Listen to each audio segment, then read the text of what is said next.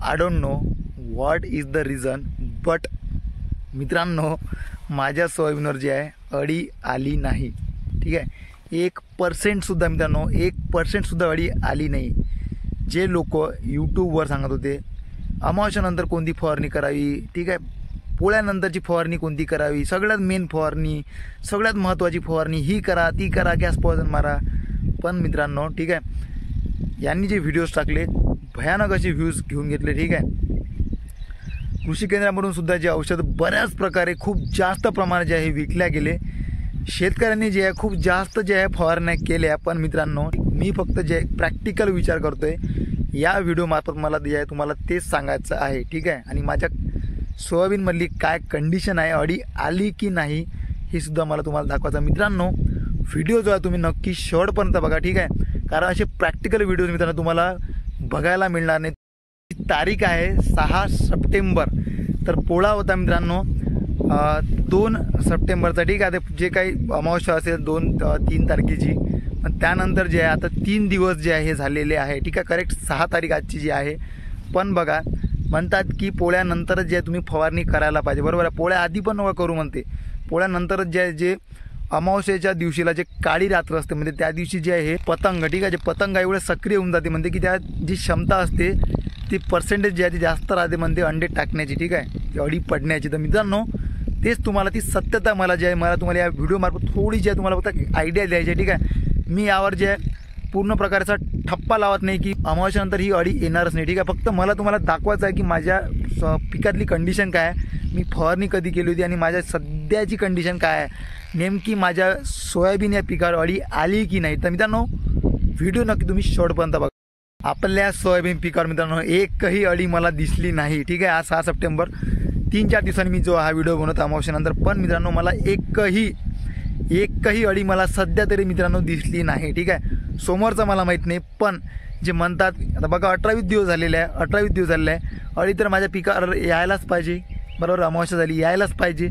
पण मित्रांनो बघा माझ्या सोयाबीन पिकावर अळी आली नाही. तर इतकं सांगायचं आहे की तुम्ही जे आहे बघा निव्वळ यूट्यूबवर बघून किंवा कोणाचंही ऐकून किंवा बाजूचा जो शेतावाला असते ठीक आहे तो जर फवारणी करत असेल तर तुम्हाला फवारणी करणं नक्की जे आहे हे गरजेचं नाही आहे. तुम्हाला जे आहे मित्रांनो सर्वप्रथम तुमच्या शेतात जाणं गरजेचं आहे. बघा भागानुसार मीटरनुसार इथून मित्रांनो 1 फूट जरी समोर गेलो आपण तर भाग बदलते जमिनीचा. बरोबर आहे मित्रांनो, ते जे आहे तुम्हाला हे लक्षात घेणं गरजेचं आहे. तुम्हाला जे आहे तुमच्या शेतात जा. ठीक आहे, बाजूचा फवारणी करते किंवा तुम्ही यूट्यूबवर बघता किंवा तुम्ही कुठे ऐकता कृषी केंद्रावाले तुम्हाला म्हणणार की बा फवारणी करा, ठीक आहे, अळी येणारच किंवा असं तसं. पण मित्रांनो मला तुम्हाला एवढं सांगायचं आहे तुमच्या शेतात जा, कंडिशन बघा नक्की तुमच्या पिकावर अळी तुम्हाला दिसते की नाही, किंवा एक गोष्ट ऑब्झर्व करा जी 2 दिवसाआधी पोळ्याच्या आधी तुम्ही चक्कर मारून बघायचं शेतात. तुम्हाला जर तेव्हा कमी अळी दिसत असेल किंवा अळी दिसत नसेल किंवा लगेच तुम्हाला पोळा झाल्यानंतर जे तुम्हाला अमावस्या जे होत असते त्यानंतर तुम्हाला अळी दिसते काय, तुम्ही ही गोष्टी ऑब्झर्व करत चला स्वतः. ठीक आहे, स्वतःच्या बेसवर ऑब्झर्व करत चला मित्रांनो. कोणाचं ऐकून बघा शेतकरी जे हा पहिलेपासून जे आहे मित्रांनो कोणाचंही ऐकत गेलेला आहे. ठीक आहे, कोणालाही विश्वास ठेवतो, कोणालाही देव मानतो मित्रांनो. अंधश्रद्धा जी आहे ही बघा शब्दात जी अंधश्रद्धा भरलेली आहे. ठीक आहे, प्रत्येक जणात जी अंधश्रद्धा भरलेली आहे ही अंधश्रद्धा आपल्याला मित्रांनो याच्या पलीकडे सुद्धा आपल्याला जाणं गरजेचं आहे. ठीक आहे, तुम्हाला मी नेहमी सांगतो की जमाना जो आहे हा कुठं हा पोचलेला आहे. पण मित्रांनो शेतकरी जो आहे हा ठीक आहे तुम्ही समजू शकता. तर मित्रांनो मला एवढंच सांगायचं आहे की तुमच्या शेतात जाऊन तुम्ही जे कंडिशन बघा त्यानंतर जी आपण तर मला सांगायचं एवढंच आहे मित्रांनो की बघा 18 ते 20 दिवस झाले मी फवारणी केली पण तरीही माझ्या सोयाबीनवर अळी आली नाही. ठीक आहे, असं नाही की मी पोळ्याच्या आधीच जी आहे फवारणी केली. ठीक आहे, तर मित्रांनो ह्या गोष्टी ज्या तुम्हाला नोटीस करणं जे आहे खूप महत्त्वाचं आहे. ठीक आहे, आणि त्यानंतर मेन म्हणजे मी जे आहे याची मागची फवारणी केली यावर ती यामध्ये गॅस पॉयझन वापरलं नव्हतं. ठीक आहे, गॅस पॉयझनमुळे काय होतं मित्रांनो पूर्ण जे तुमच्या पिकावरची मित्रकीड आहे हे सुद्धा पूर्ण संपुष्ट करते. ठीक आहे, पूर्ण खतम करते.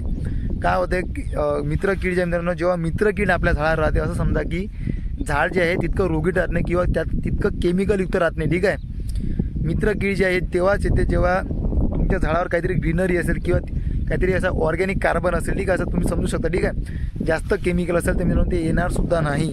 त्यानंतर ते केमिकल वापरल्यानंतर गॅस पॉयझनसारखे ते मरूनसुद्धा जाणार. तर मित्रांनो जितकं ते राहणार तितकं जे आहे ते बाकीची कीड वगैरे खाण्याची मदत करा. तर हे इनडायरेक्टली जे आहे मित्रांनो हे आपल्या पिकासाठी हे चांगलंच आहे, ठीक आहे. मित्र कीड, तर मित्रांनो ह्या गोष्टी ज्या आहे ठीक आहे खरंच हे खरंच नोटीस करण्यात होत्या. तर मित्रांनो इतकंच तुम्हाला जे आपल्याला सांगायचं होतं, ठीक आहे. तर मित्रांनो ही माहिती तुम्हाला कशी वाटली नक्की सांगा.